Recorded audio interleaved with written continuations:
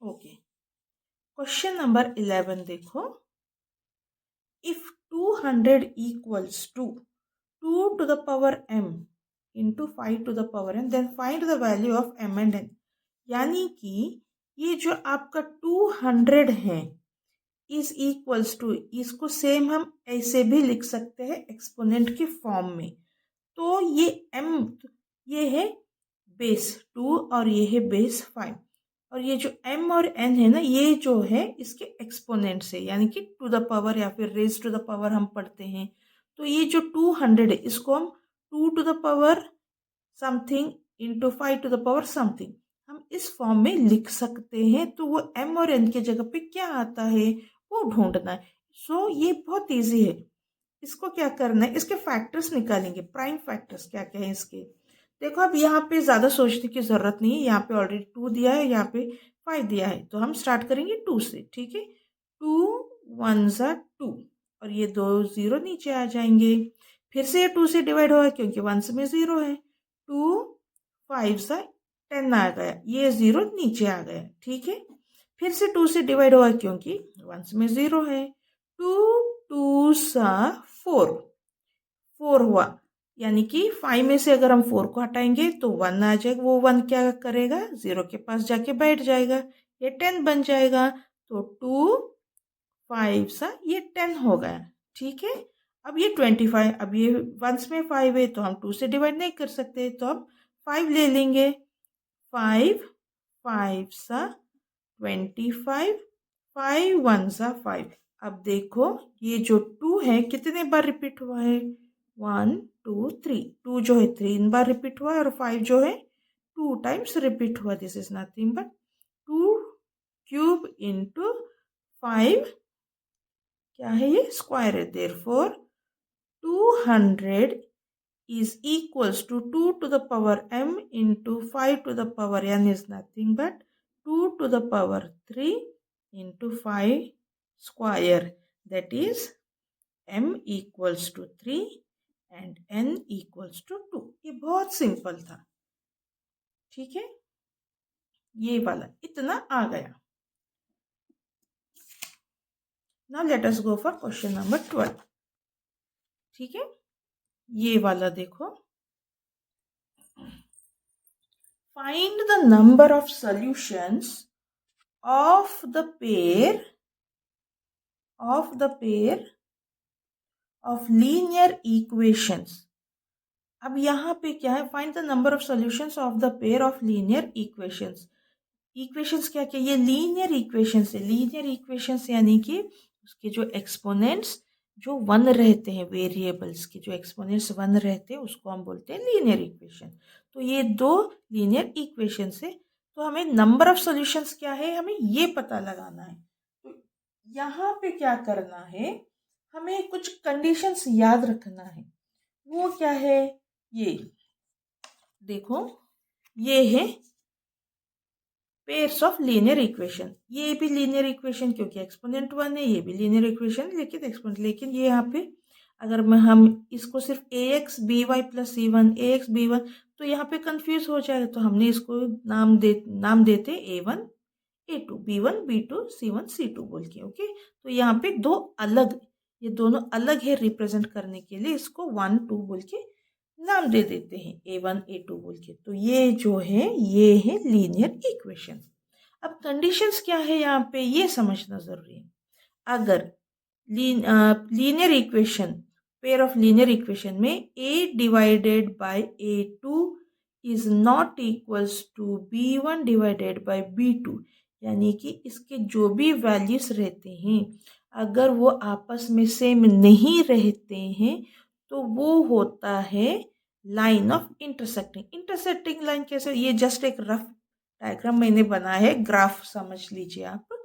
ये आपका x axis है, ठीक है, ये X X dash Y Y dash. ठीक है, कहीं से भी रहने दो, लेकिन ये जस्ट एक सिंपल सा एक रफली पिक्चर बनाया मैंने। समझिए ये एक इक्वेशन है, ये दूसरा इक्वेशन, तो दोनों एक जगह पे इंटरसेक्ट होते हैं। कब इंटरसेक्ट होते हैं, जब ये वाला कंडीशन आता है। A1/A2 is not equals to B1/B2 बोलते, तो आपका ग्राफ कहीं ना कहीं इंटरसेक्ट होता है, ठीक है, जब इक्वल्स टू नहीं रहते हैं। अब देखो कोइंसिडेंट लाइंस कब रहते हैं, यानी कि जब A1/A2 इक्वल्स टू B1/B2, ये जो आपके वैल्यूज रहते हैं, सॉरी ये जो आपके कोएफिशिएंट्स रहते हैं, देखिए ये वाला यहाँ पे ऑफ x एंड y के, जब तीनों के तीनों वैल्यू सेम रहते हैं, यानी कि ये जो आपके दोनों इक्वेशंस है ना वो एक ही लाइन पे एग्जिस्ट करते हैं, उसको हम बोलते हैं कोइंसिडेंट लाइंस। अब पैरेलल लाइंस का कंडीशन क्या है, जब A1/A2 is equals to B1/B2 but not equals to C1/C2, यानी कि यहाँ पे एक कंडीशन सेटिस्फाई होता है और दूसरा सेटिस्फाई नहीं होता है, तब ऐसे पैरेलल, जरूरी नहीं कि वो पैरेलल लाइंस ऐसे हो, कैसे भी हो सकते, इस तरफ भी हो सकते हैं या फिर, ठीक है, और ये वाला भी किसी भी तरह से हो सकता है, ठीक है। यहाँ पे मैंने जस्ट एक आपको समझाने के लिए यहाँ पे ये फिगर रफली उतारा है मैंने, ठीक है।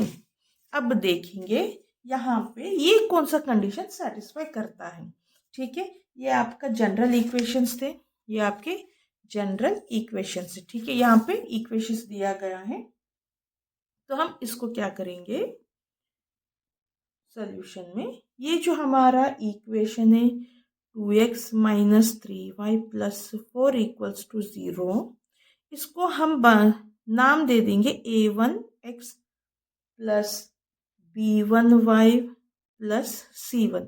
अब यहाँ पे देखो ये जो हमारा जनरल इक्वेशन है इसमें प्लस है, लेकिन यहाँ पे माइनस है, लेकिन इसको चेंज नहीं करना है, आपको प्लस ही लिखना है इक्वल्स टू 0।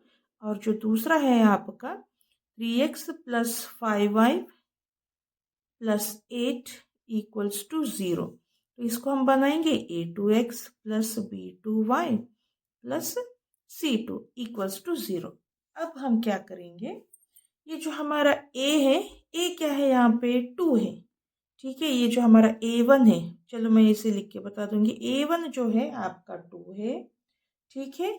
जो B1 है आपका वो -3 है। हमेशा याद रखो जब माइनस आता है तो हमें कंपलसरी लिख के बताना ही पड़ता है, और जो C1 है आपका 4 है। उसी तरह से यहाँ पे देखो जो आपका A2 है, A2 क्या है +3 है, फर्स्ट टर्म जो है वो +3 ही है, प्लस लिखे तो भी चलता है, नहीं लिखे तो भी चलता है, बट यूजुअली नहीं लिखते हैं, ठीक है। और ये जो B2 है आपका यहाँ पे +5 है, तो इसको हम 5 लिख देंगे, और जो आपका C2 है वो है 8, ओके। अब देखेंगे कंडीशंस क्या है यहाँ पे, find the number of solutions. अब नंबर ऑफ सॉल्यूशंस क्या है ये ढूंढना है, तो इसको हम अभी अभी मैंने आपको कंडीशन बताया था ना, तो यहाँ पे ये है A1/A2, पहले हम इसको चेक करेंगे कितना आया यहाँ पे A1/A2, ये है A1/A2, ये A1 है, ये आपका A2 है, A1 है 2 और A2 है आपका 3, ठीक है। ये है आपका A1/A2 एंड आपका B1/B2, B1 है आपका -3 और B2 है 5 divided by 5।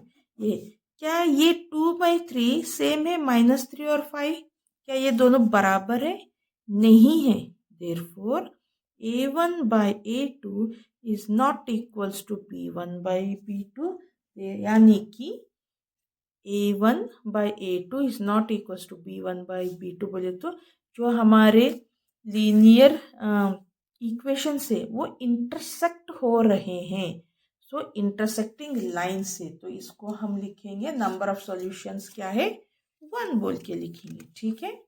Therefore number of solution क्या है, नंबर ऑफ सॉल्यूशन क्या है 1 है, दैट इज यूनिक है इसका सॉल्यूशन, यूनिक सॉल्यूशन है इसका, ओके। आई होप आपको ये समझ में आ गया होगा।